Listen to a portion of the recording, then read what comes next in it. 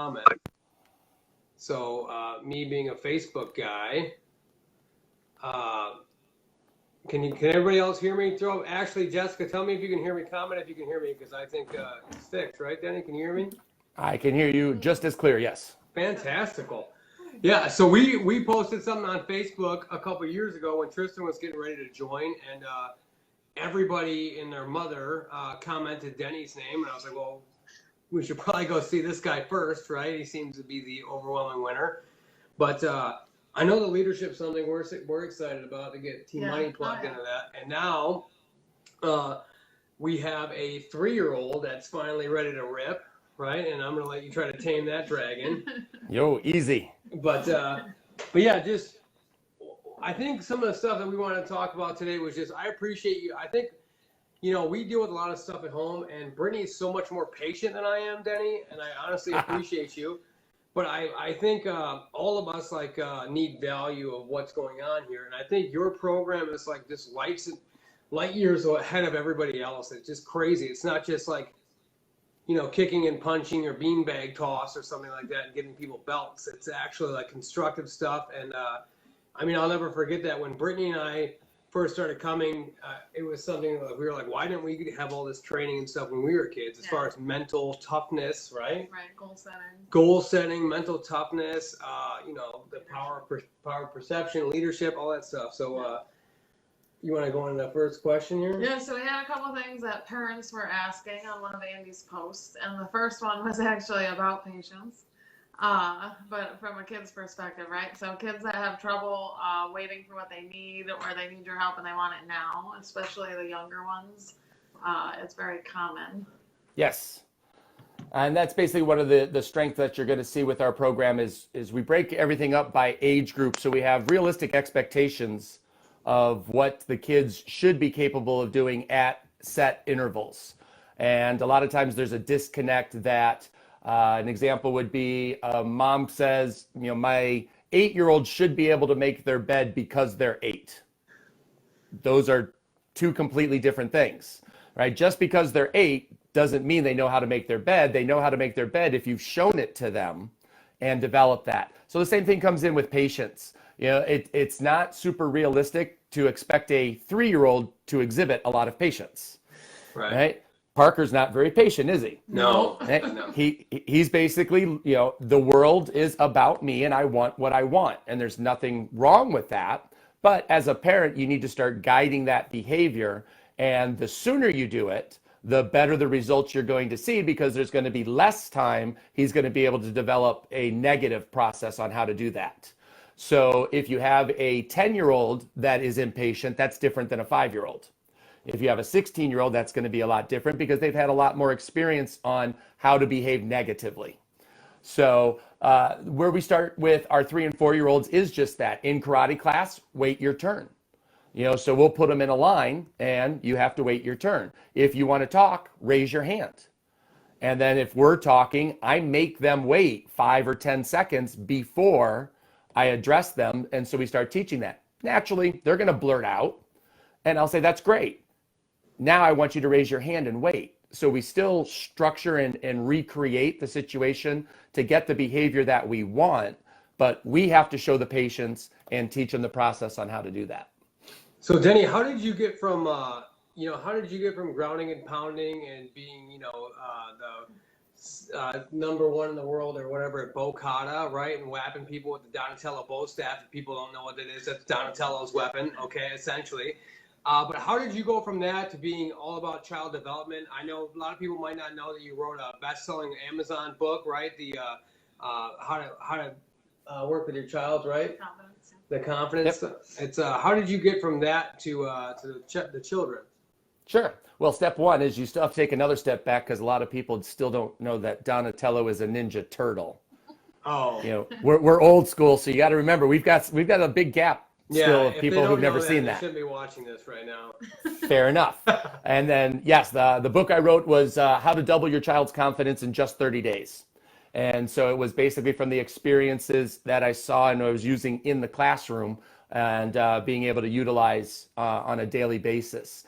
And so what has really developed over the years is I found that my classroom is kind of an experiment room.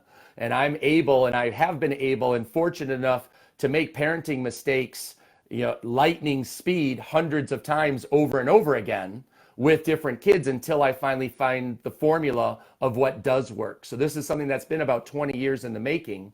And now being able to fine tune the skill that there are some universal things that work with all kids, but at the same time, you have to be able to adapt left and right to the individual. And so being able to experiment with hundreds and hundreds of kids, I've been able to find that formula that we use now. Okay, so how did you end up like deciding that you wanted to teach and work with kids? One of those great life events. Sometimes you just fall into things. Okay. So I've run a school for about 25 years, and in my early 20s, I was the exact opposite. And anybody that knows me would tell you that I didn't want anything to do with the kids. I wanted to teach the adults because at that point, my limited education, there was nothing emotional or intellectual about my training. It was all physical. So that's why adults were easy, because that's what they were looking for and that's all they needed. Right. As I got better over the years of teaching, starting to understand how can I better help kids, and now where we're at now is what skills can I give a child to make them successful for the rest of their life? Good. And we've discovered it's not a sidekick. Yeah. Right? As my coach has taught us, there's a guy in prison that has a better sidekick than you. Yeah. How's that serving him? Right? Good. So instead of really focusing on the physical skills, hopefully our kids, the days of the stranger when we were little and, somebody grabbing us and hurting us, that's not nearly as prevalent as we feared when we were young kids. But there's tons of things that kids have to worry about today, right? Our economy is a global economy now. So how do you compete with somebody in Europe? How do you compete with somebody in Asia to have more intelligence, better social skills, better leadership, more confidence, so that you get the job and not them, because they're working a lot harder. Our education system is antiquated compared to what we're seeing in other countries. I don't even know what antiquated means, but I'm assuming that means not as good. Is that right? If I could just look at me, I'm just doing it. So real quick too about the patience thing, to circle back on that. So we talked about, that's just what Brittany and I deal with Parker, right? Like it's maddening. Brittany homeschools now, speaking of not antiquated, and she homeschools and she's with Parker all the time. And so when her and I finally get time to talk, we'll start talking, and he just will scream over us. Isn't it wild? Yeah, he wants. Yeah. So what would be one tidbit you would say? Just let him finish and then say, okay, now we're gonna do it again and raise our hand. Yes. So ideally, one of the things that we talk about a lot of times is, especially with kids, if they're in a peak emotional state where a lot of parents make a mistake, is you try to be logical with them. And our brain isn't possible. It's you either are emotional or logical unless you're balanced in the middle, and then you're 50-50. So while he's screaming and wants what he wants, looking at him and saying, Parker, that's not the way we behave, isn't good. It's going to shoot right over his head. He's not capable, even at 7 or 8 years old, he's not capable of making that switch, right? If he's in an emotional state, you need to get him back to the middle so that he can start to process logically. So exactly what you said, right? Number one, hey, what's the rule in the house? There's no yelling in the house, right? So if you make that your house rule, then you go back and, okay, now that's not how we speak. How would you do it? And then just have him remodel the behavior. That's good. Look at you. Look at you dropping nuggets. Woo, I love it. All right, we had a lot of people talking about putting down technology.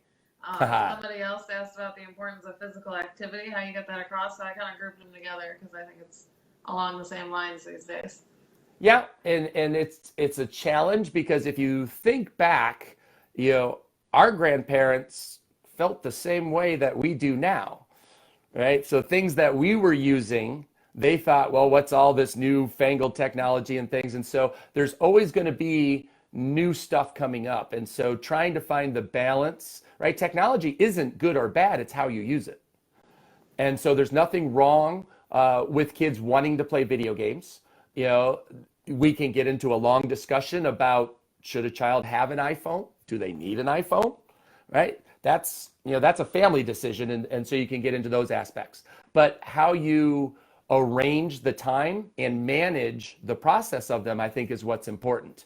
Key rule, my house, no electronics at the dinner table, right? Dinner is dinner time. So we're going to sit down and we're going to have dinner time. No games, no electronics, no figures. We're going to talk. And if you set up that expectation, that's going to be another aspect that a lot of times people give up about 90% of the way to success. And being entrepreneurs, you guys know that. Yeah. And so the analogy that I put is, imagine signing up for a marathon, 26.3 miles. You train. The day of the race, you run all 26 miles and then say, I don't need the 0.3, and just walk home. Right? You're Good. So close to the finish. Why would you give up? And unfortunately, a lot of times parents are stressed. There's a lot going on. There's a lot of pressure in different households for different reasons. And being able to stick to your guns and really make sure that you're successful is going to be important. So what I focus on is what I call a short-term pain for a long-term gain, right? I'm going to be frustrated for the next 2 months teaching you how to do this so that I don't have to do it for the next 10 years. That's good. Isn't that crazy how normally, though, like I would say 90% of everybody else does it the other way, where they get a little sassy and then they give up and let the child win, and then they think that the kid thinks they can get away with it all the time. Absolutely. It's crazy.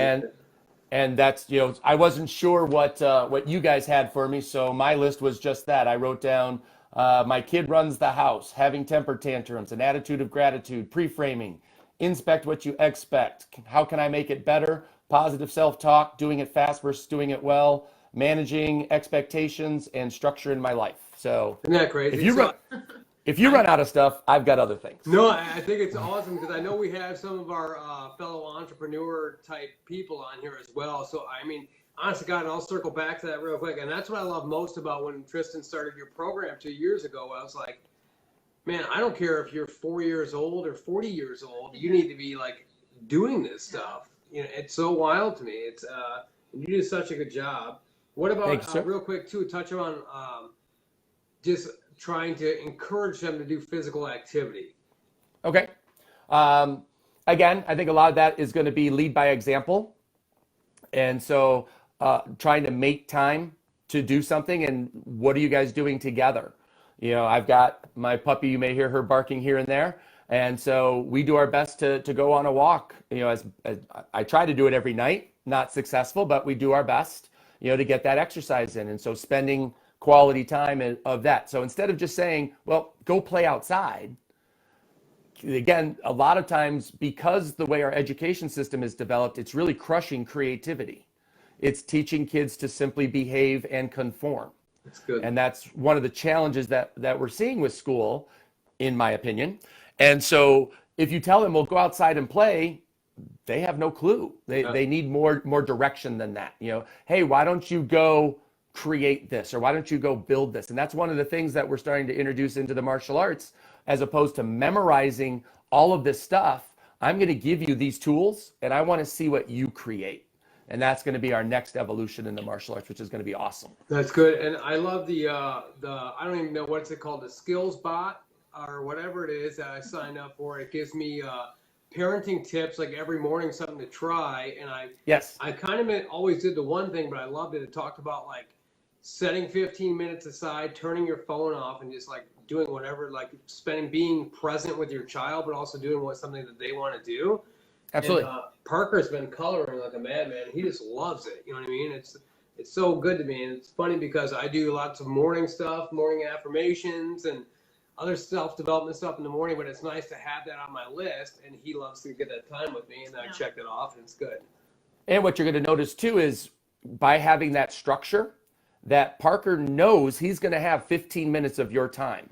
So he's going to act up less Yeah. because he knows eventually he's going to get that time with you. Where kids start to really behave negatively is they're basically saying, I need more attention and you're not giving it to me, so this is what I'm going to try. Right. And in most negative situations, that's exactly what's happening. So if you give them a set amount of time, and again, it's exactly what you talked about. A lot of times parents think they're giving them the time, but they've got the TV on or they've got their phone open, and it's not undivided attention. And this is what I really love is we make it a point to walk the talk. Right? If you see me teaching class in my school or pretty much with kids anywhere, you will never see me, right, talking to a child with my phone in my hand. Right? If I'm talking to somebody or if I'm doing something that needs to be done, I'll say, hold on a second, because I really want to pay attention to what you have to say. That's good. And then when I'm done, they get my undivided attention. And that's exactly what they're looking and craving for, that it's not secret, it's not magic, but it's something that's easy to overlook if you don't think about it. That's good. That's good. It's good. So we had somebody who's been having trouble with their child being dishonest. Either Okay. lying or being caught doing things and they don't tell the truth about the situation. All right. Well, you want the good news or the bad news? Both. We're wired that way. Okay. And then parents set up the situation to create it and make it even worse without thinking about it. And so, again, we've probably all seen the videos, the America's Funniest Videos ages ago. The kid's got chocolate cake all over his face. Did you eat the cake? I know I'm supposed to say no. So the kid says no, and then you get mad at him for lying. Well, you created that situation or the lie, right? So it's not a matter of did you, you did. So change the format to why did you eat the cake? You knew you weren't supposed to. Why did you do it? That's so And great. That's literally like one of the things we've been going over with some of our leadership from our team has been talking about, like asking yourself the right questions, mental mindset. Yes, absolutely. Mindset, instead of saying like, am I going to win or am I going to be able to do this? It's asking yourself, how am I going to be able to do this? Yep. Right. And setting yourself up. Isn't that crazy? Denny, I swear, I just love it. It all ties in. Now, the other thing about dishonesty is, again, we can spend hours talking about the pleasure versus pain principles, right? Are you going to avoid pain or are you going to move towards pleasure? Everybody naturally wants to avoid pain, and that's an easier thing to do in life. So what we tried to establish with the kids is we're going to develop a trust, and I'm going to believe you in whatever you tell me, so you need to be honest. If you're not honest, then you're going to get punished twice, right? Whatever you did that was wrong is the punishment. Now, because you lied to me, there's this extra punishment. I call it stacking. And so at that point, you're teaching, you might as well tell me the truth up front because you're going to get in less trouble than if I find out later on that you lied to me. That's good. That's good. That's good. You want to talk about the... Yeah, other people are talking about handling their frustrations in a healthy manner, and then also I grouped with it giving up easily. So a lot of times the frustrations lead to quitting. The parent or the child? Both. Exactly. Focus on right? Both. And that's another point about it is one of the things that I tell the parents all the time is I'll see the parent getting frustrated while I'm working with their ninja in class. And that's my number one rule. If I'm not frustrated, you shouldn't be frustrated. I don't get frustrated. That's good. Right? I'm never going to give up on a child. I'm going to work with them until they get it. If that takes 5, 10 years, it doesn't matter. They need help, and I'm going to give it to them. And so, like you said, asking yourself the right question. It's not a matter of, gosh, you have to do this or else. You're a parent. You don't give up on parenting. So that option's out the window. I'm going to keep working on this until you get it. Now, one of the key elements is how do you change direction or how do you pivot? Because maybe the way you're going about it doesn't work. So you don't just try the same thing over and over again. And that's another thing. It's not up to the child to learn what I'm trying to teach. It's my job to teach them. So I've got 8 different ways that I can go about teaching a technique or a skill, and I have to find which one works on that child. That's good. And I think, again, a lot of old school parents get locked into, you got to do this. This is it. Do it or else. And they don't pivot or have another way to go about it. Now, for kids, flip that around. They've developed that process of giving up way too easy because there's something going on in their life that has taught them that they need to be perfect.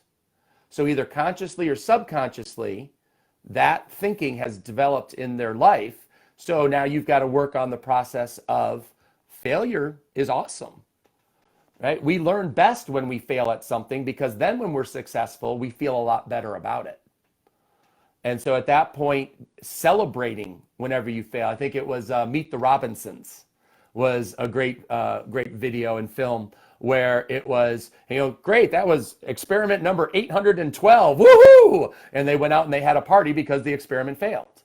And just letting your kids know that it's okay. Failure isn't fatal and it's not final, right? You're going to keep working on the skill until we get it. So maybe you're being too critical. I don't know. It depends on the circumstance and the situation, but those are some of the things that we see is if you're always negative, if you're always critical, well, naturally your child's going to be scared or shy to try new things because nobody wants to feel that. That's good. But if hey, you know what? Let's go fly. Let's see what happens. Let them know that everything's going to be okay no matter what happens. That's good. And then for everybody watching, if you guys have any questions or whatever, feel free to throw them in the comments there. I know Jessica was talking about you doing a parenting thing. Are you still doing a parenting thing, or you tried it and we decided to hold off to a later date? What do we talk about, like the parenting side of it? We've got a couple of things. And so I've always had a parent skills seminar. And again, what we've run into with people's schedules is it's always difficult to get somebody to come in, sit down for a couple of hours, but everybody loves the information. That's good. And so one of the things that you joined was the bot, and we can talk about that and allow access to everybody for that. And also I've taken the seminar and I've broken it up into an 8-week course that I was going to offer at the end of the call for everybody. That's good. I think one of the things too I want to commend you about, I'll never forget when Tristan has a hard time doing anything different, right? Yeah, trying new things. Trying new things, right? And he picked karate. That's good because I wouldn't let him be a ballerina. There's nothing wrong with that, but I decided to get. No, I'm just kidding. But I remember, was it his belt test or his It was the first belt test. He tried to grab his shoes and run out the door. Yep. Instead of getting on the mat. And I didn't know what to do. This kid was dead set. I'm getting my shoes. I'll be in the parking lot by myself. I'm walking home. And I remember you got down on one knee at eye contact with him and said, it's okay to be scared, but it's not okay not to try. And it was like a giant Mr. Miyagi moment. And he was like, okay. And he put his shoes back down and he went and crushed it. You know what I mean? So how did you how did you learn stuff like that as far as being able to ask the right questions and things? By making the mistake hundreds of times the other way. Don't be afraid to fail, right? Well, and unfortunately for me, I didn't have the right coaches or mentors until recently. And so it was not knowing any better, as a lot of parents run into, right? Hey, it's my first kid. It's my only kid. There's no book. I don't know what to do. And everybody does the best with the information that they have. That's good. And so the two things that you just mentioned, which were critically important, right? Whenever you're speaking to a child, you want to be down at their eye level because that shows caring. What I didn't know for years is I'm 6 feet tall. So standing and talking down to somebody is literally talking down to them. And so that's a power position. And so it already makes the other person feel uncomfortable. But kids aren't going to be able to explain that to you. They're just going to say, I don't like Shihan.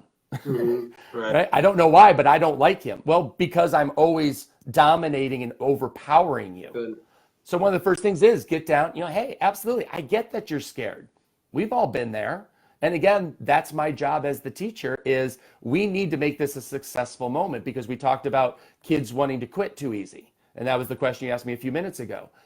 We talk about quitting is just like any of our muscles. If you practice the quit muscle, that muscle is going to get stronger. If we would have let Tristan run out the door, think about everything that he'd be lacking now in the skills that he has. Mm-hmm. So it's my job to bring him out on the floor. So let's make it an invitation. I know you can do this. I believe in you. Right? I know you're scared, but let's go do this. That's good. And at that point, maybe, fortunately that worked. Now I have plans B, C, D, and E Right. to back up if we need them. And that's another thing that again, a lot of times parents shoot from the hip. And so there's not a lot of consistency in how they behave or what they expect from their kids. And that creates stress for your child, right? One of the great things that people love about martial arts is they know exactly when they walk into school, what are you supposed to do? You bow. Then what do? You put your shoes over here. What do? Sit down. Okay, class is starting. Let's clap, right? If you're in the school for a week, you know the routine. So the kids come in and they're excited to get into it because we have that much structure. Not to say that your family has to run that way. That's, pretty chaotic or crazy to think, but adding some structure in so the kids aren't stressed is super important. That's good. I think we got, this is a good one. Yeah, there was one last one. So someone was asking about how to encourage them on who they surround themselves with and picking the right type of friends to have. Yeah, we talk about that all the time in the karate school. First and foremost, in my opinion, it's the parents' responsibility, right? You can be friends with whoever you want to be friends with as long as I approve. If somebody's a bad influence, right, you're not in my child's life because you're not going to help them. And now, again, we can take this full circle and to the extreme if you want. I've talked to parents and I'll go to the point of even including, grandparents, babysitters, nannies, whomever, right? If you're going to babysit my child, are you willing to follow these rules? These are our family rules. Do you have a problem enforcing them? Sometimes grandparents, well, no, I'm not going to do that. Well, then I don't know if I can have you watch my kid. And I get it. If you have to, you have to. But at the same time, then you have to also accept that you're allowing that negative influence in your life. Now, sometimes, the friend isn't going to be a great friend and they don't need to be friends just because they live next door, right? They're not a great influence. But what you do, and one of the things I just talked about in one of my videos this week was you always give your child a vote. And so again, when we were super young, children were meant to be seen, not heard. Oh, yeah. That wasn't a great way to grow up. Right. So what we do is I always give the ninjas a vote, but I get 2. So as long as we agree, then everything's great, right? But if we disagree, well, I'm still the adult. This is still the way it's going to be. So if somebody wants to be friends with somebody, I'm going to investigate. Well, what is it that you like about them? Because I want them to see the good and the negative, right? Well, I want to be friends with them because they're a lot of fun, right? We're always outside and we're always playing and it's really great. Okay, that's awesome. Did you notice that he doesn't really listen to his mom though? Well, yeah, so maybe he's not the best person to be friends with. And so again, you try to guide the process. If you just put down the hammer, no, you're not friends, right? So again, at 15, 16, no, you're not going out on a date. No, you can't do this. Brittany's mom tried that with us, but it didn't work. No. Yeah, exactly. And now look what happened. Just kidding, dear. I love you. But again, you see that process and you look at exactly what's gone on. And as soon as you put the hammer down, you're drawing a line in the sand against your child. That's good. Right? That's good. Yeah, I think that's pretty good for the first installment there. We'll see if I think a lot of people, especially in the beginning, got a bunch of value out of this. I'd love to do it again. And I know we talked about you want to offer up some special stuff for people that are watching this time, right? Sure. Yep, we can offer. I was going to do. Well, definitely, we have the parent skills. That if you're on Facebook, obviously, which everybody is since they're watching the video, we have the system that you subscribe to where you'll get a message directly through Messenger every day, which is a parenting tip for about 5 or 6 weeks. That's good. The other thing that I was looking at is giving the parent skills course. It's an 8-week course. I create a closed or special Facebook group for parents to interact, and we give you an assignment and a video each week to work off of.